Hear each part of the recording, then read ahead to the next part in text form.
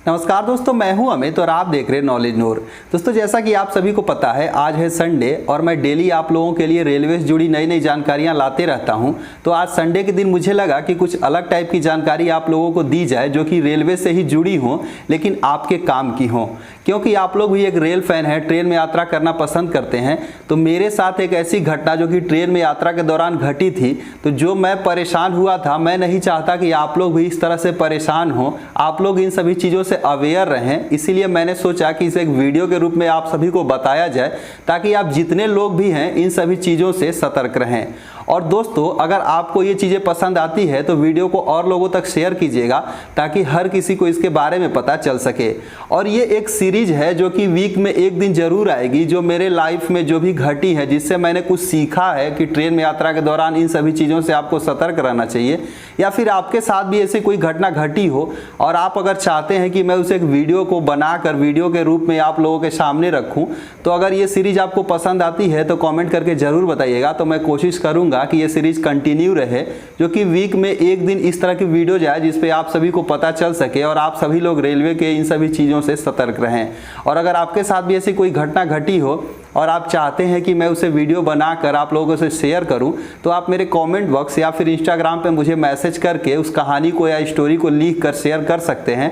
तो मैं जो है उसे वीडियो के रूप में सभी के सामने लाऊंगा, जिसमें आपका नाम और सारी चीज़ों को डिस्कस करूंगा कि ये मेरे एक सब्सक्राइबर हैं जिनके साथ ऐसी ऐसी घटनाएं घटी है। तो आप लोग भी इन सभी चीज़ों से सतर्क रहें।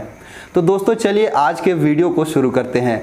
दोस्तों, हुआ क्या था कि जब मैं फाइनल ईयर इंजीनियरिंग में था, तो जब फाइनल ईयर का एग्ज़ाम दे दिया, एग्ज़ाम देने के बाद जो है हम लोग एक दोस्तों का एक ग्रुप था जिसमें पाँच लोग थे। तो 5 लोगों ने सोचा कि चलते हैं कोलकाता घूमने। मैं जो है धनबाद में पढ़ रहा था, तो वहाँ से जो है कोलकाता घूमने की प्लानिंग हुई हम लोगों की। तो यहाँ से जाने का तो था कि ये नहीं पता था, चूँकि वहाँ पर बहुत सारे घूमने की जगह है, 1-2 दिन में तो क्लियर नहीं होता। तो हम लोगों ने 3-4 दिन का प्लानिंग किया। फिर जो है जाने का तो रिजर्वेशन करवाया था, लेकिन आने की कोई प्लानिंग नहीं थी कि कब हम लोग आएंगे, तो आने का रिजर्वेशन नहीं करा पाए थे।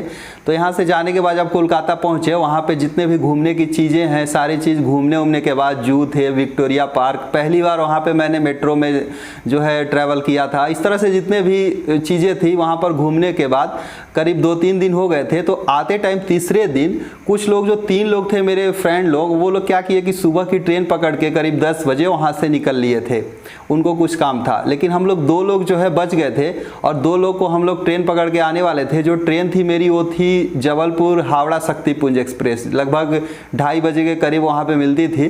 तो उसी को हम लोग पकड़ के धनबाद आते। तो हुआ क्या कि हम लोग करीब 12 बजे हावड़ा रेलवे स्टेशन पे पहुँचे। तो दोस्तों, कि देखिए, चीज़ें उस टाइम तक इतनी पता नहीं थी किस तरह से क्या चीज़ें होती है। तो जैसे ही, चूँकि हावड़ा रेलवे स्टेशन बहुत बड़ा रेलवे स्टेशन है, मैं पहली बार जो है उस हावड़ा रेलवे स्टेशन पे गया था, तो वहाँ पर देखा इतनी भीड़, बहुत सारी चीज़ें, थोड़ा मेरे लिए भी नया था और चीज़ें वहाँ पे पता नहीं थी। तो जब हम लोग वहाँ रेलवे स्टेशन पे पहुँचे तो हम लोगों को जनरल टिकट लेना था, क्योंकि रिजर्वेशन तो था नहीं, तो और धनबाद ज़्यादा दूर भी नहीं था। तो हम लोगों ने सोचे कि 2 बजे वहाँ पे बैठते और 6-7 बजे करीब वो धनबाद रेलवे स्टेशन पे पहुँचा देती थी। तो वहाँ पे जैसे ही स्टेशन पे पहुँचे, तो स्टेशन पे आने के बाद हम लोग जनरल टिकट का जो है काउंटर खोजने लगे। तो काउंटर हम लोगों को 2 लोग थे, बहुत जगह इधर उधर खोजे, मिला नहीं। तो हम क्या किए कि सोचे कि वो अंदर एक टीटी थे, प्लेटफॉर्म के अंदर में एक टीटी थे। तो हमें लगा चल के उनसे पूछ लेते हैं कि जो रेलवे का जो जनरल टिकट का काउंटर है वो कहाँ है। तो जैसे ही हम वहाँ पर प्लेटफॉर्म के अंदर घुस के और उस टीटी से पूछने लगे कि सर जो है ये टिकट काउंटर कहाँ है, तो उन्होंने मुझसे पूछा कि आप कहाँ से आए हैं। अब देखिए, यहीं से जो है कि परेशानी शुरू। तो वो पूछे कहाँ से आए हैं, तो हम बोले हम तो बाहर से आ रहे हैं, यहाँ घूमने आए थे और यहाँ से आए हैं, हम लोगों को ट्रेन पकड़ना है। तो बोले कि नहीं, किस ट्रेन से आए हो, वो पूछे। तो हम बोले हम ट्रेन से तो आए ही नहीं हैं, हम जो है बाहर गए थे, घूमने के लिए आए थे और अभी ट्रेन 2:30 बजे हम लोग को शक्तिपुंज पकड़ना है। तब तक मेरा दोस्त जो था वो भी मेरे पीछे पीछे आ गया। तो बोले चलो चलो चलो अंदर चलो। वो हम लोगों को लेकर एक टीटी का जो रूम होता है वहाँ पर लेके चले गए। बोले कि किस ट्रेन से आए हो ये बताओ। अब देखिए, हावड़ा रेलवे स्टेशन पे ऐसा है कि हर 10-15 मिनट में वहाँ पे ट्रेन आ रही है। अब आप प्लेटफॉर्म के अंदर घुस गए, यानी टीटी लोग ये समझ लिए कि आप किसी ट्रेन से आए हैं और आपके पास टिकट नहीं है। अब या तो ये समझिए या फिर उनको पैसे लेने थे, इसलिए हम लोगों को पकड़ के और जो है जहाँ टीटी लोग बैठते हैं वहाँ पे ले गए, बोले कि किस ट्रेन से आए हो, झूठ क्यों बोल रहे हो, इधर उधर खूब डराने लगे। उसके बाद जो है 550 की पेनाल्टी लगाए, 1100 रुपये। अब सोचिए कि मतलब हम लोग घूमने गए हैं बिना मतलब का, मतलब जानकारी के अभाव में हम लोग वहाँ पर जाके फंस गए। अब हुआ क्या कि 12 से 1 बज गया इन सभी चीज़ों में। वो छोड़ ही नहीं रहे हैं, बोल रहे हैं 1100 रुपये लगेंगे। तभी हम लोग बोले कि मेरे पास पैसे नहीं हैं, बहुत कोशिश किए समझाने की कि पैसे नहीं हैं। बोले कि पैसे नहीं है तो एटीएम से निकाल के लाओ, यहीं पे एटीएम है। मतलब पूरी कोशिश कर लिए कि उनको पैसा लेना ही था। वो करते करते 2:30 बजा दिया, मेरी ट्रेन छूट गई वहाँ से। शक्तिपुंज जो ट्रेन थी, हम लोग खड़े खड़े थे, ट्रेन वहाँ से निकल गई। करीब 2:45 बजे बोला कि 350 रुपये दो। अब देखिए 550 से 350 पे आ गया। हम लोगों ने ये सोचा कि बेवजह, मतलब कि हम लोग कुछ किए नहीं है। मान लीजिए कि अगर हम किसी ट्रेन से आते और ऐसा गलत किए होते कि टिकट नहीं है, इस तरह के से पकड़ाते, तब तो एक बात सोचते कि चलो दे दो यहाँ से निकलो। लेकिन कुछ किए नहीं थे, बेवजह वहाँ पर जाके फंस गए। तो फिर सोचे कि अब चाहे जो भी हो, ट्रेन तो निकल गई, अब पैसे इसको नहीं देंगे। और सोचिए टीटी लोग, उस दिन हमको पता चला कि टीटी लोग कितने मतलब वो होते हैं, किस तरीके से कोशिश करते हैं कि इनको लूट लिया जाए। अरे किसी चीज़ को समझना चाहिए। मेरे पास देखिए बहुत सारे प्रूफ थे जिससे ये पता चलता था कि हम लोग जो है ट्रेन से नहीं आए हैं, क्योंकि उसके थोड़ी देर पहले का मेरे पास बस का टिकट था। सारे टिकट मैंने अपने पास रखा था। विक्टोरिया का टिकट था, मेट्रो का टिकट था, उसके बाद जितने भी जहाँ जहाँ जू में गए थे उनका टिकट था। मेरे पर्स में सारे टिकट थे, सारे कुछ उनको दिखा रहे हैं। फिर भी वो लोग नहीं मान रहे हैं कि हम जो है बाहर से आए हैं अभी टिकट पूछने के लिए।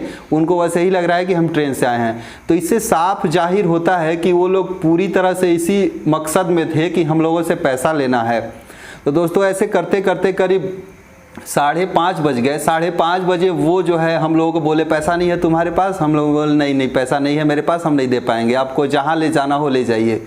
तो फिर वो 5:30 बजे बोले कि ठीक है जाओ। अब सोचिए कि मतलब 12 बजे से पकड़ के खड़े खड़े बैठे वहाँ पर, इस तरह से करीब 5 बजे हम लोगों को वो छोड़े।